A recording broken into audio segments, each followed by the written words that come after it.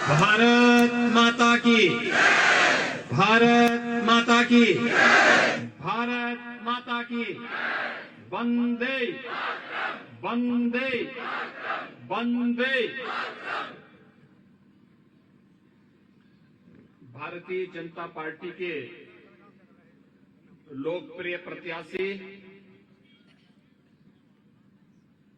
ठाकुर रविंद्र सिंह जी, रवि, जिला के अध्यक्ष श्री संजीव शर्मा जी, मंडल अध्यक्ष श्री मान सिंह राणा जी, ओबीसी कमीशन हिमाचल के अध्यक्ष श्री रामलोक धनोटिया जी,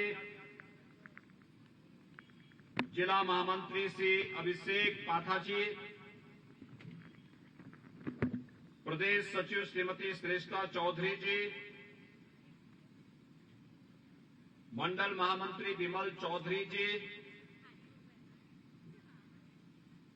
आज के इस कार्यक्रम में उपस्थित भारतीय जनता पार्टी के सभी पदाधिकारीगण, विधानसभा ज्वालामुखी के इस कार्यक्रम में उपस्थित विधानसभा क्षेत्र से सभी भाइयों बहनों, माता ज्वालामुखी को नमन करते हुए मैं आप सबका हृदय से अभिनंदन करता हूं। भाइयों बहनों, मैं उत्तर प्रदेश मर्यादा पुरुषोत्तम भगवान श्री राम की पावन भूमि, लीलाधारी भगवान श्री कृष्ण की पावन जन्मभूमि, बाबा विश्वनाथ का धाम, कुंभ की पवित्र नगरी और बाबा गोरखनाथ की पावन धरा से मैं आपके बीच में आप सबका आह्वान करने के लिए और इस धरती को नमन करने के लिए आया हूं। मां ज्वालामुखी का दर्शन करने का सौभाग्य मुझे कई बार मिला है। आप सब जानते हैं कि बाबा गोरक्षनाथ जी ने अपनी साधना के क्रम में इस धरती को भी अपनी साधना स्थली बनाया था और ये मान्यता है कि यहीं से बाबा गोरखनाथ जी गोरखपुर गए थे।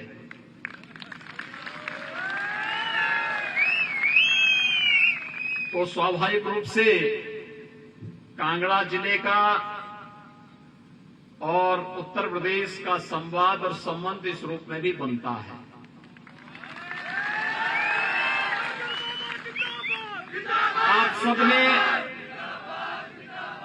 आप सबने नए भारत की तस्वीर देखी है।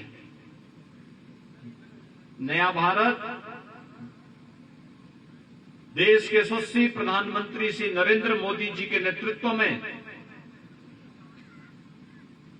विकास और समृद्धि की जिन नई ऊंचाइयों को छू रहा है, आप सबके सामने है। वैश्विक मंच पर भारत की प्रतिष्ठा बढ़ी है।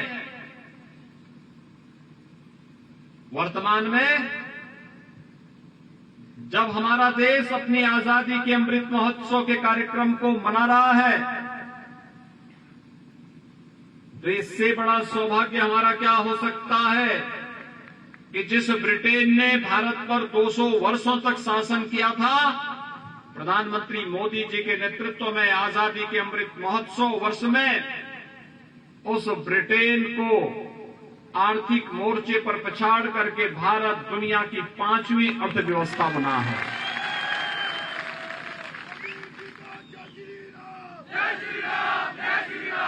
भाइयों बहनों, आज भारत पिछड़कू राष्ट्र नहीं है। आज तो भारत दुनिया का नेतृत्व करने वाला भारत है। प्रधानमंत्री मोदी जी दुनिया का नेतृत्व करने वाले हैं और यही कारण है दुनिया के अंदर जहां कहीं भी कोई क्राइसिस आती है, कोई संकट आता है, दुनिया भारत की ओर देखती है, प्रधानमंत्री मोदी जी की ओर देखती है।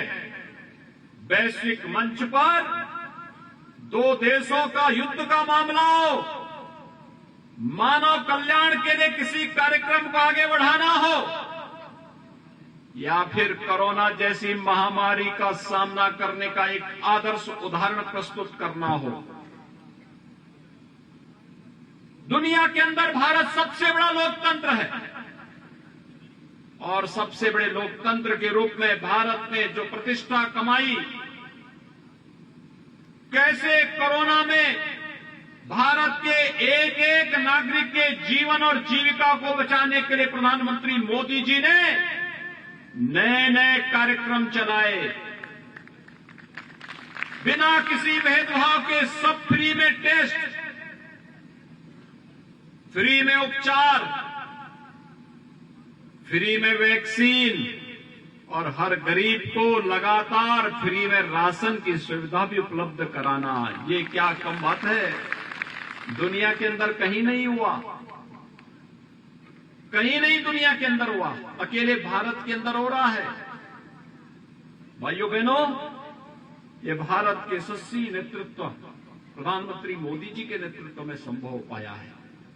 आप सोचिए, अगर कांग्रेस होती तो क्या ये सब कर पाती? क्या ये सब टेस्ट का पैसा भी खा जाते, वैक्सीन भी कहीं दूसरी तरफ बेच देते और राशन स्वयं टकार जाते।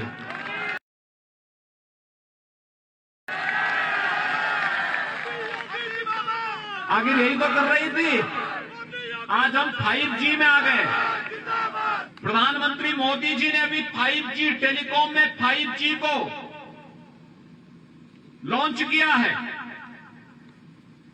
बिना किसी विवाद की पूरे देश के अंदर 5G की कनेक्टिविटी का लाभ भारतवासियों को प्राप्त होगा। जिंदगी फास्ट हो जाएगी।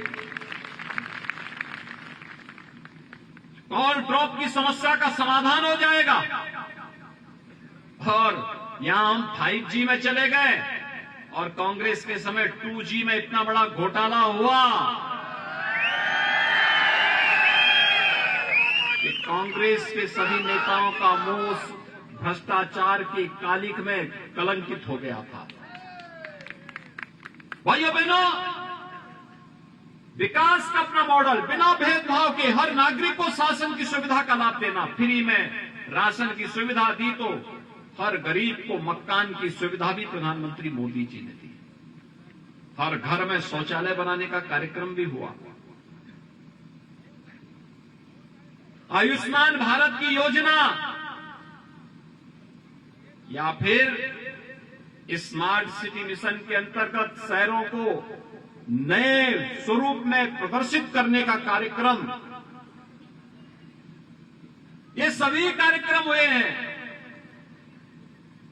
और अगर सीमाओं की सुरक्षा की बात होती है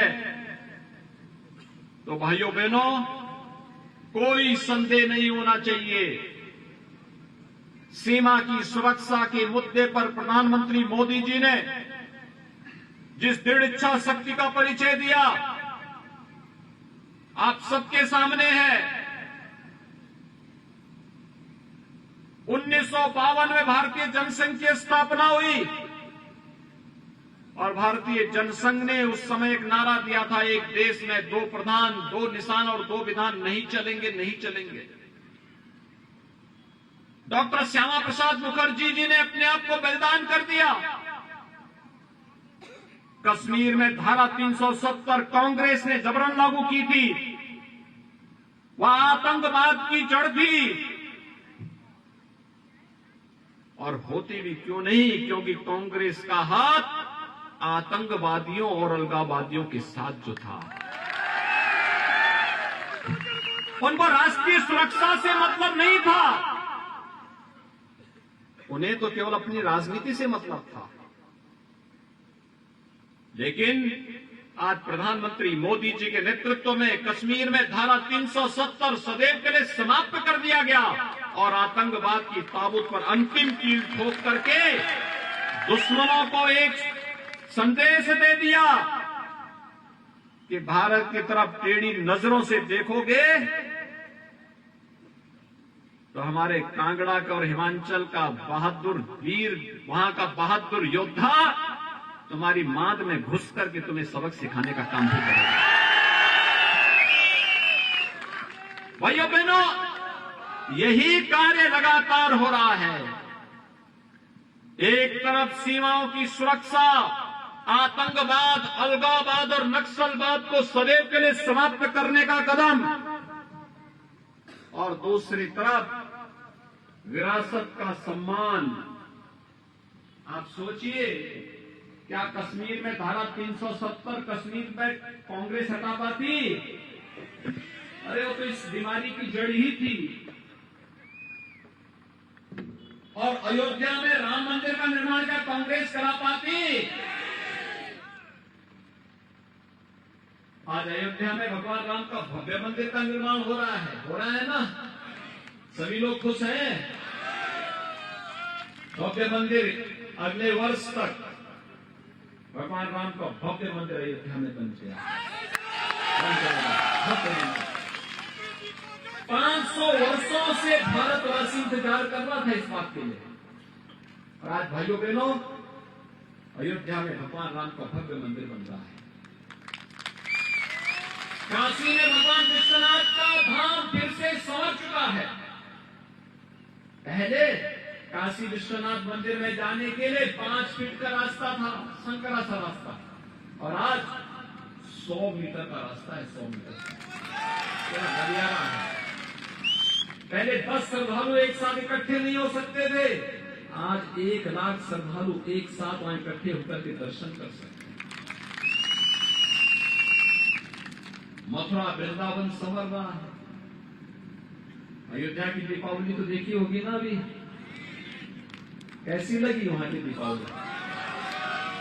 ऐसे ही दीपावली पूरे देश के अंदर होनी चाहिए। ये नया भारत है, एक तरफ अपनी आस्था का सम्मान करता है, दूसरे तरफ राष्ट्र नायकों को भी स्मरण करके हुए उनको नमन करता है। अयोध्या में राम मंदिर का निर्माण, काशी में काशी विश्वनाथ धाम का निर्माण, उत्तराखंड के केदारपुरी में केदारनाथ धाम का पुनरुद्धार का कार्य, और मध्य प्रदेश के महाकाल में महालोक का लोकार्पण भी प्रधानमंत्री जी के कर कमलों से संपन्न हो चुका है। क्या ये काम कांग्रेस कर पाती? तो भाइयों बहनों, एक और भारत की आस्था को सम्मान देने का कार्य भारतीय जनता पार्टी नेतृत्व की सरकारें कर रही हैं, और दूसरी ओर हिमाचल प्रदेश में प्रधानमंत्री मोदी जी के विजन को डबल इंजन के रूप में आगे बढ़ाने का काम ठाकुर जयराम सिंह जी के नेतृत्व में यहां पर हो रहा है। लगातार सरकार कार्य कर रही है, बिना भेदभाव के कार्य कर रही है, एक एक कार्यक्रम को लागू कर रही है। आज यहां एम्स बन रहा है, हिमाचल प्रदेश में एम्स, IIT, हर जिले में एक मेडिकल कॉलेज बनाने की ओर अग्रसर हिमाचल प्रदेश बना है। क्या ये कांग्रेस कर पाती? जब 55 वर्षों तक नहीं कर पाए हैं तो आप कोई उम्मीद मत करिए उन लोगों से, कोई उम्मीद मत करिए। और मैं तो आपसे एक बात बताने के लिए आया हूं। उत्तर प्रदेश की आबादी है 25 करोड़, और भाइयों बहनों, 25 करोड़ की आबादी में 403 विधानसभा है हमारे पास। कांग्रेस कितनी सीट जीती मालूम आपको?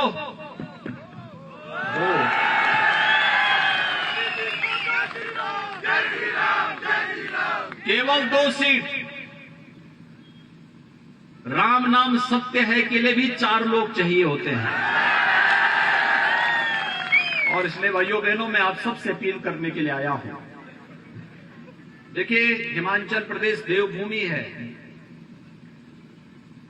इस देवभूमि का सम्मान, यहां का संरक्षण, भक्ति और शक्ति का जो अद्भुत संगम यहां पर है, इस कार्य को संरक्षित करने और यहां की भावनाओं के अनुरूप आगे बढ़ाने का कार्य केवल भारतीय जनता पार्टी नेतृत्व की डबल इंजन सरकार ही कर पाएगी।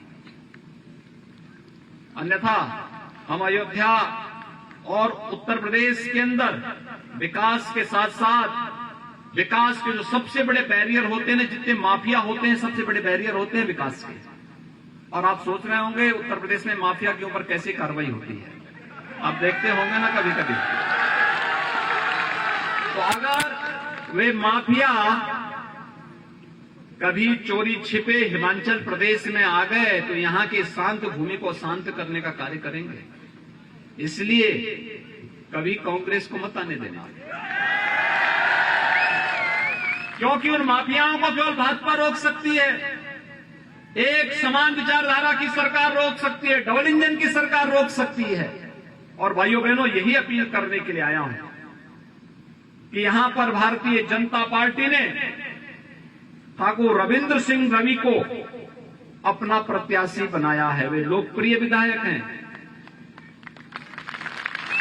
अच्छा कार्य किया है, और मेरा तो मानना है कि इस बार माता ज्वालामुखी ने उन्हें इस क्षेत्र के विकास के लिए अपने यहां आमंत्रित बुलाया है, आदेश दिया है, और इसलिए वे आए हैं माता ज्वालामुखी के आदेश से यहां के विकास के लिए अपना कुछ योगदान कर सके, और इसके लिए आए हैं। और इसलिए मैं भी आप सबसे अपील करने के लिए आया हूं कि माता ज्वालामुखी का दर्शन करने का सौभाग्य प्राप्त हो, उनकी कृपा हम सब पर बनी रहे, पूरा हिमाचल उनकी ऊर्जा से लाभान्वित होता रहे, और सुख और समृद्धि के नए नए आयाम चुने।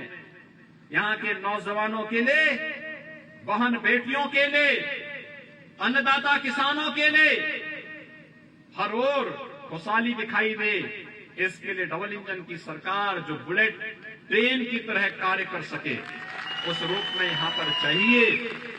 और उसके लिए ठाकुर रविंद्र सिंह रवि सहयोग के प्रत्याशी के रूप में भारतीय जनता पार्टी ने ज्वालामुखी विधानसभा सीट पर दिया है।